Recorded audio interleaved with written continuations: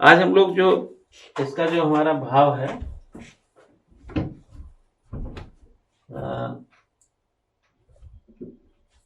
Article हम लोग 79 123 के बीच में देखेंगे। इसको भी बच्चे डिवाइड कर सकते हो। डिवाइड इन द सेंस, एक तो जब आप जैसे हम लोग कहते हैं ना कि संसद की बात जब करते हैं तो 79 में हम पार्लियामेंट की बात करते हैं। अब हम राष्ट्रपति और मंत्री परिषद से बाहर आ गए हैं। ठीक है, 52 में एक राष्ट्रपति होगा, 78 तक आए, खत्म कर दिया हम लोगों ने प्रधानमंत्री तक को। शॉर्ट फॉर्म में जो चीज प्रारंभिक परीक्षा के पॉइंट ऑफ व्यू से, क्योंकि वैसे तो इसका डिटेल पढ़ने में अच्छा खासा थोड़ा समय देना चाहिए, लेकिन चूंकि परीक्षा की नजाकत को देखते हुए क्या आपको जानना चाहिए उस पर हम टार्च मार रहे हैं। तो 79 में जब आप आते हैं तो पार्लियामेंट मिलेगा आपको। ठीक है, इसी पार्लियामेंट को आप देखें तो 3 डिवीजन कर दीजिए। एक जिसको अपर असेंबली बोलते हैं राज्यसभा, एक देखे होंगे क्या बोलते हैं लोकसभा, और एक राष्ट्रपति बोलिए, वो भी संसद का अंग होता है। और राष्ट्रपति की चर्चा नहीं करेंगे आप, राष्ट्रपति की जहां जरूरत पड़ेगी आगे करते रहेंगे, बट शिद्दत से राष्ट्रपति नहीं बढ़ाना है, क्योंकि इलेक्शन कैसे होता है, काम क्या करता है, हटाया कैसे जाता है, वो सब बातें हम लोग कर लिए हैं। ठीक है, तो इसमें जो फोकस करने वाली बात है वो है पार्लियामेंट। तो इसमें जब जाएंगे, मतलब अगर मैं 79 की बात करूं, इसको थोड़ी ये केवल 79 की बात करूं तो ये संसद है, एक संसद होगी। तो एक संसद की चर्चा कहाँ पे मिलती है? 79 में। चूंकि इसकी 2 असेंबली है, एक अपर हाउस है, एक लोअर, उच्च सदन, निम्न सदन। तो उच्च सदन हमारा राज्यसभा है। ठीक है, ये जो राज्यसभा है या अपर असेंबली है, इसकी चर्चा आप जाएंगे तो आर्टिकल 80 में मिलेगा। क्रम है इसका, ज्यादा डाउट में रहने की जरूरत नहीं है। आर्टिकल 80 इस राज्यसभा की बात। अब इसको जैसे अभी तो ये हम नॉमिनेट कर एक प्रकार से आपको समझा रहे हैं। जैसे आप पूछा कि राज्यसभा की चर्चा कहाँ है, क्योंकि कुछ कंपटीशन का स्तर अलग अलग होता है। मान लिया आप किसी भी कंपटीशन में पूछा जा सकता है, बट सिविल में ऐसा नहीं पूछेगा। सिविल सर्विसेज में नहीं पूछेगा कि राज्यसभा का उल्लेख किस आर्टिकल में मिलता है या संसद का उल्लेख किस आर्टिकल, ऐसा सवाल संभवतः कभी पूछा ही नहीं होगा, लेकिन बाकी कंपटीशन के लिए लागू है। और यहां पर आएंगे तो अपर लोअर असेंबली यानी कि लोकसभा की बात करेंगे।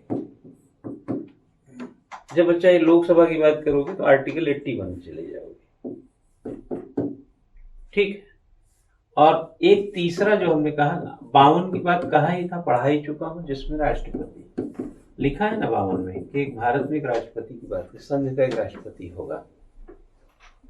संघ कहाँ होगा? आर्टिकल 1 में। भारत राज्यों का संघ है और संघ का राष्ट्रपति कहाँ है? आर्टिकल 52 में। बाकी सब 53-54 से लेके इम्पीचमेंट वगैरह जितनी भी चीजें थी, उपराष्ट्रपति, मंत्री परिषद, सब आपको जानकारी में है। जानकारी में रहे इसके लिए थोड़ा सा आर्टिकल के साथ हल्का सा उसको कोरिलेट करके दोहरा लिया कीजिए। कारण ये है कि वो जब मिलाने के लिए दे देता है, कभी कभी यहाँ लिख देगा, उधर आर्टिकल से लिख देता है, तो मिलाने के लिए दे देता है। 1-2 मिलाने के बाद पीसीएस वगैरह में मिल जाते हैं सारे, लेकिन सिविल सर्विसेज में 3 मिलाएंगे तब चौथा मिलता है अपने आप, वो थोड़ा कॉम्प्लिकेटेड बनाते हैं। ठीक है, तो ये तीनों की जानकारी होगी जो हमको इसमें ये पढ़ चुके हैं, इन दोनों को जानना है। अब देखेंगे तो राज्यसभा में राज्य शब्द लिखा हुआ है। राज्य, ये राज्यों के प्रतिनिधि होते हैं, सिंपल सी थ्योरी है ना। तो हम लोग इसको अलग अलग एलोबरेट करेंगे। 3 चीजें हमने पा लिया। तो अब जैसे हम आगे बढ़ेंगे, मान लो हमने अपर असेंबली की, जैसे अभी रह गया है ये बात कहना कि राज्यसभा से है तो राज्यों के प्रतिनिधि हैं। अब भारत राज्यों का संघ है, तो राज्यों से लोग यहाँ आकर के अपने हितों की एक प्रकार से कह सकते हैं संग्रह, चिंता जो भी है लेकर आते हैं, यहाँ हल पाते हैं उसका। इनके कुछ राइट्स मिले, अधिकार मिले, कैसे चुने जाएंगे, कौन आएगा, क्या करेगा, ये सब आगे के आर्टिकल्स में जब जिक्र करेंगे तो इनकी जानकारी मिलेगी। अपर असेंबली जो है तो इस रूप में हो गई, लेकिन जो लोअर है जिसको लोकसभा हम लोग बोलते हैं, निम्न सदन जिसको बोलते हैं, इसको उच्च सदन तो उसको निम्न सदन, वो जनता के प्रतिनिधि होते हैं, जिसकी चर्चा आर्टिकल 81 में मिलती है।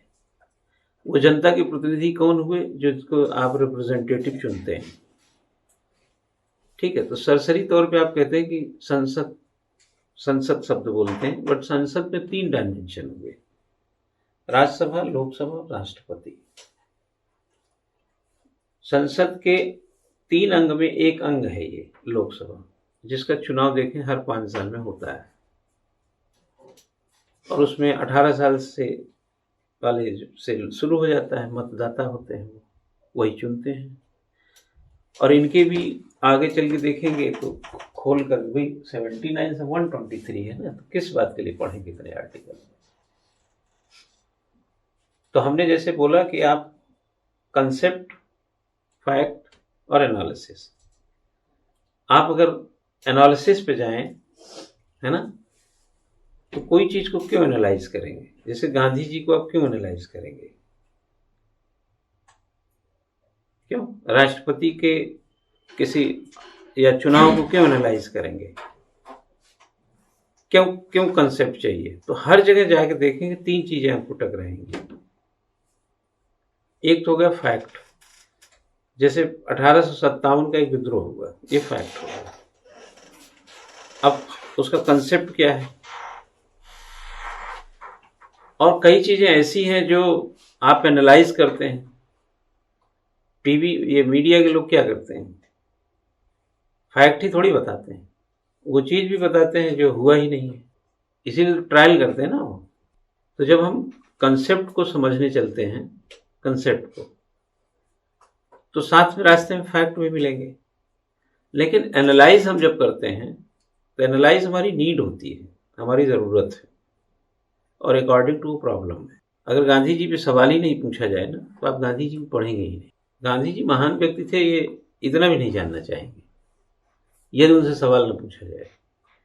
इसलिए आपने कभी गौर किया होगा कि सिलेबस में जो चीज़ें हैं वो मजबूरी है आपकी पढ़ना।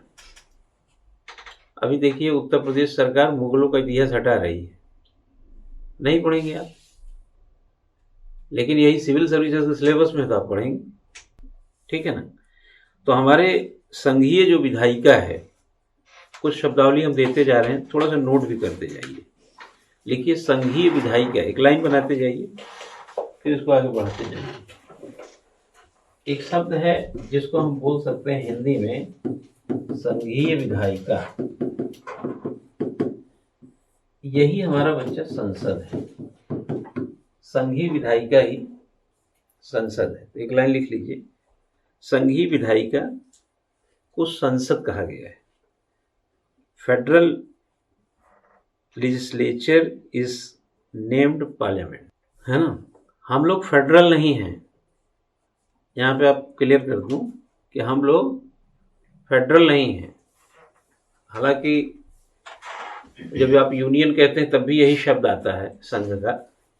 हम लोग यूनियन है, भारत राज्यों का संघ है, यूनियन है भारत। फेडरल एस्पेक्ट अमेरिका में है। तो हमारी जो यूनियन है, एक प्रकार से कहा जाए, फेडरल जो हमारा, जैसे हमने कहा कि जो हमारा लेजिस्लेचर है, वो सब मिला करके हम संसद है। उसमें आप देखेंगे तो सारा डायमेंशन आपको पता है, ये सारा उसमें शामिल है। आगे लिखिए,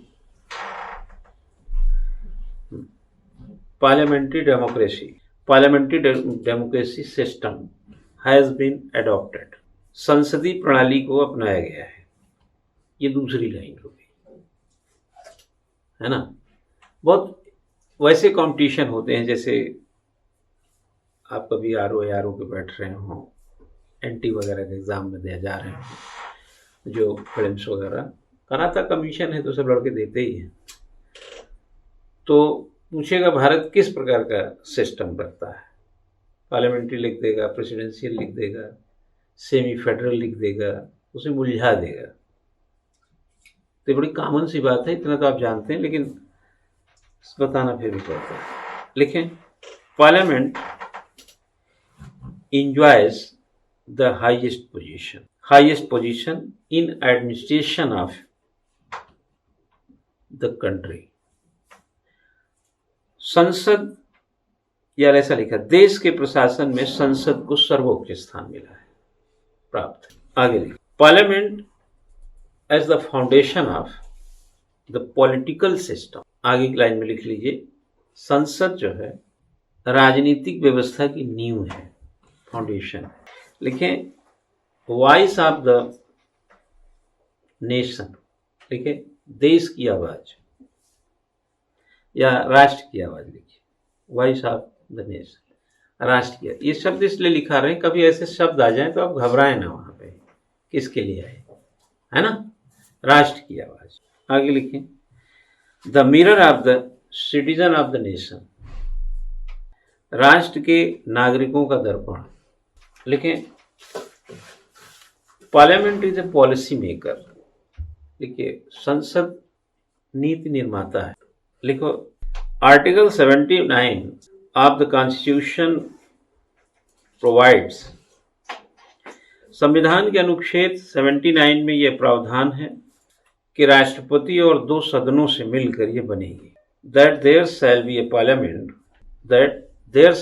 parliament for the union of India consisting of the president and 2 houses, bracket में लिख लीजिए राज्यसभा लोकसभा। बाइकैमरल लेजिस्लेचर, द्विसदनात्मक विधायिका, हैज बीन अरेंज्ड, की व्यवस्था है। इससे आपको पता चला कि द्विसदनात्मक व्यवस्था है ना। ये सब जितने भी आप पॉइंट आउट करते जा रहे हैं ना, ये कहीं पर किसी सवाल के रूप में प्रकट हो जाएंगे, तो हिचकिचाहट नहीं होनी चाहिए। द्विसदनात्मक। आगे लिखिए,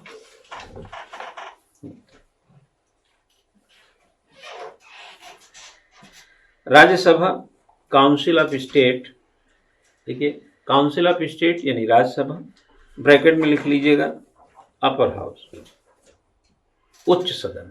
आगे लिखिएगा हाउस ऑफ पीपल, ये जो होता है इसको लोकप्रिय सदन ऑब्लिक लोकसभा दोनों लिख लीजिए। निम्न सदन है ये, हाँ ठीक है, निम्न सदन। अगर लोकप्रिय आ जाए तो लोकसभा लोकप्रिय सदन, निम्न सदन आ जाए तो लोकसभा, और एक क्या बोला,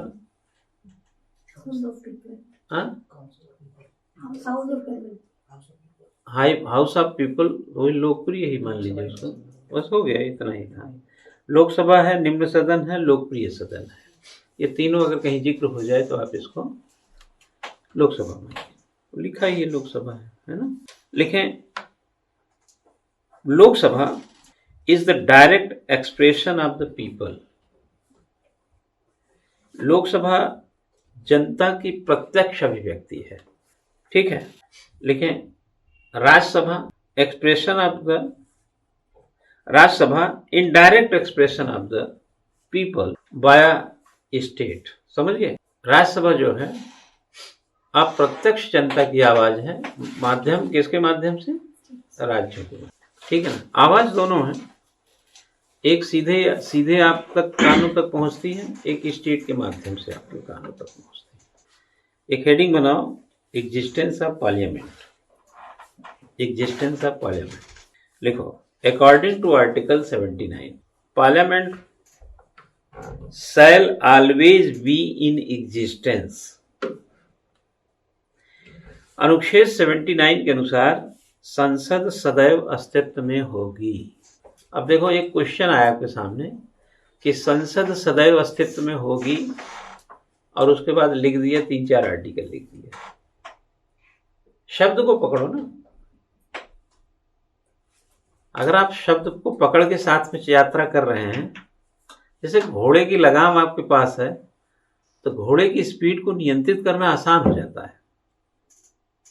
अगर लगाम छूट गई है तो घोड़ा आपको नियंत्रित कर लेगा, आप उसको नियंत्रित नहीं कर सकते। उसका जितना मन होगा भागेगा, जहां रुकना रुकेगा, जहां पटकना आप उठा पटक देगा।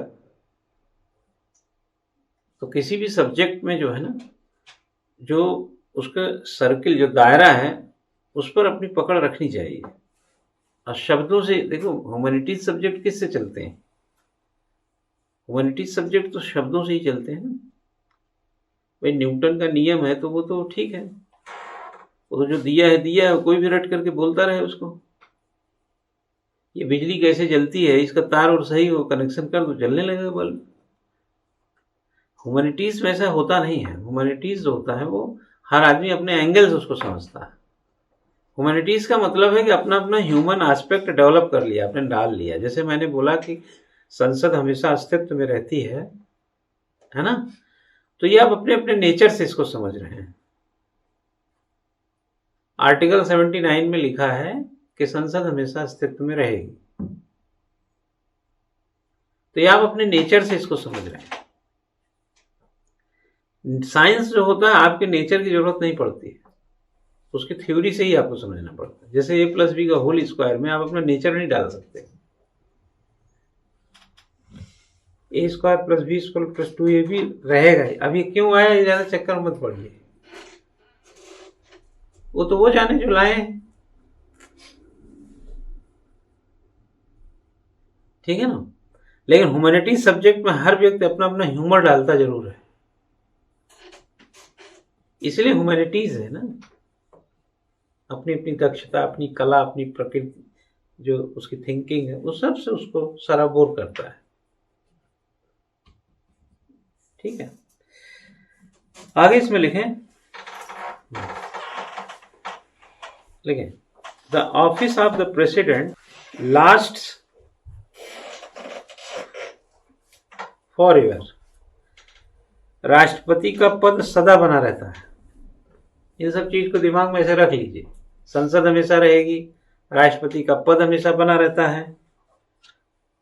आगे लिखें, Rajya Sabha is a permanent house. Rajya Sabha स्थायी सदन है। स्थायी सदन का मतलब देखो, सब सवाल यहीं पटके हुए, तुम लोग क्रॉस कर जाते हो ना चीजों को, फिर यहीं से सवाल आता है, फिर वहीं अटक जाते हो। राज्यसभा स्थायी सदन क्यों है? अंकित कोई आइडिया है? क्योंकि कभी डिसॉल्व नहीं होता लोकसभा।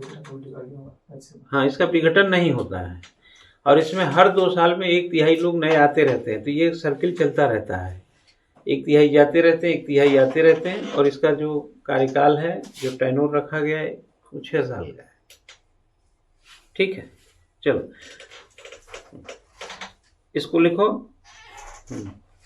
डज नॉट डिसॉल्व, विघटन नहीं। लोकसभा लिखो, कैन बी डिसॉल्व, विघटन किया जा सकता है।